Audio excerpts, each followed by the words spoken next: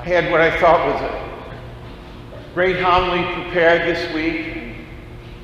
I made the mistake of calling a buddy of mine out of town and sharing it with him. And when I finished, because it was all about the end times and Jesus coming and all this, because that's what church is asking us to think about in these weeks, right? The end of the weeks of the year, first of Advent. And when I finished, he said, Stef, he says, really? Do you think many people are thinking about Jesus coming again on the clouds and all that stuff? Even their death? Are you thinking? And I said, well, what do you mean? Why not? He says, come on, man. He said, I got a kid that's sick. My boss is giving me grief about something. All these leaves are piling up. I got to cut my grass and get all the leaves off the yard, and et cetera, et cetera. And anyway, by the time we finished, I thought, okay, I'll scrap that homily and do something else, But made me think, so what is it? Why does the church give us, especially these times, to think about? But if you think about it through the scriptures, there are other places too, So I came to this. I said, he's right, There are things. I call them, and I've used this before, but I call the difference between what's pressing and what's important. Yeah, most of our life seems like to be what's pressing. A child's sick, a boss, we've got to get to work, he's giving us grief, we got this and that, there's a leak in the faucet, whatever. And these things take up our attention. But it is important that we stop and think periodically about what's going to happen after this earth. Really, it's that simple. Where are we headed? What's going to happen? Because it's going to happen whether we like it or not. Either we'll die or the world will end. Jesus will come again. We don't know. But at some point when he comes and everything ends here, and we all have, are we going to be with God forever, or are we not going to be with God forever? Are we going to be in eternal happiness or eternal misery? And every consult, or what do you call those people you consult with? Anyway, they always start out with set a goal, right? Know where you're going.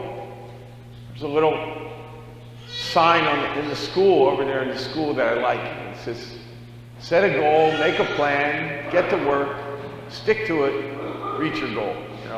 I thought, okay, that's real simple then. But what is our goal, And it's to keep that in mind is important. Because he's right. So many things pull us down that we have to take care of. It's not that they're not important, but they are more pressing sometimes than really important. And as we talk a little bit, and he says, all right, maybe you're right. Maybe the leaves, maybe it's not vital that I get the leaves up this week or something, But it is vital that he take care of his daughter, that he keep his job, etc., But what's most important is where we end up at the end of all this. And when Jesus said, it is interesting, okay, when's this going to happen? Or, how will we know? And all this stuff.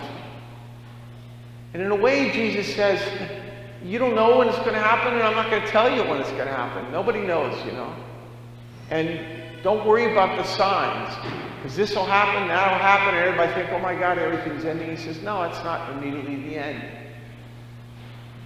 And he says this line, I like this line, by perseverance, you will save your lives.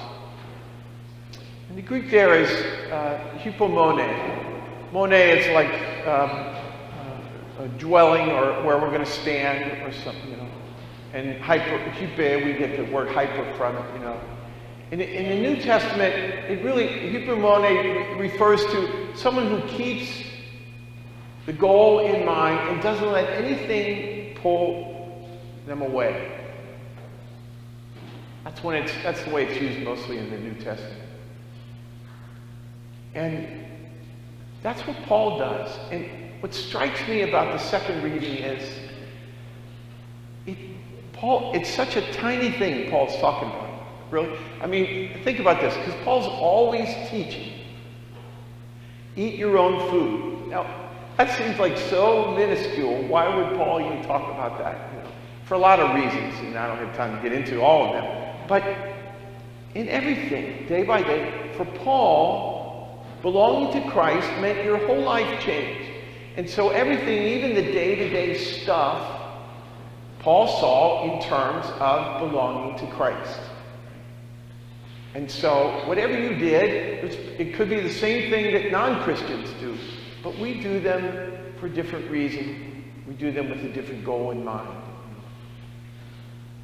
Paul's goal is to pay attention to your life. Don't pay attention, be a busybody, etc.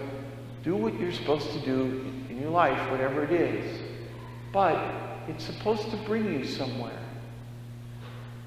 And he's not like hyper vigilant or I'm afraid to take this.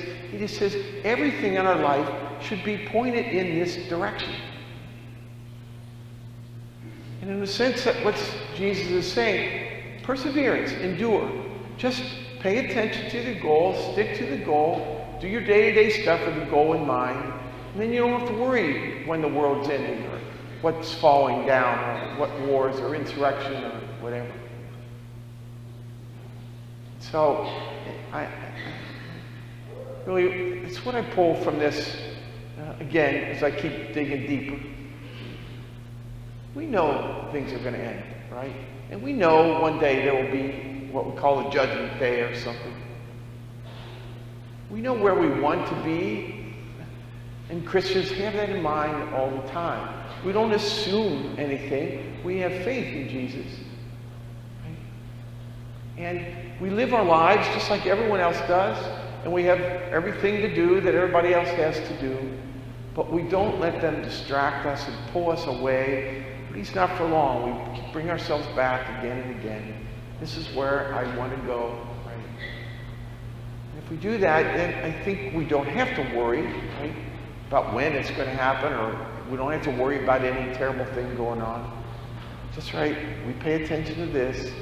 I think if we do that, we will be fine.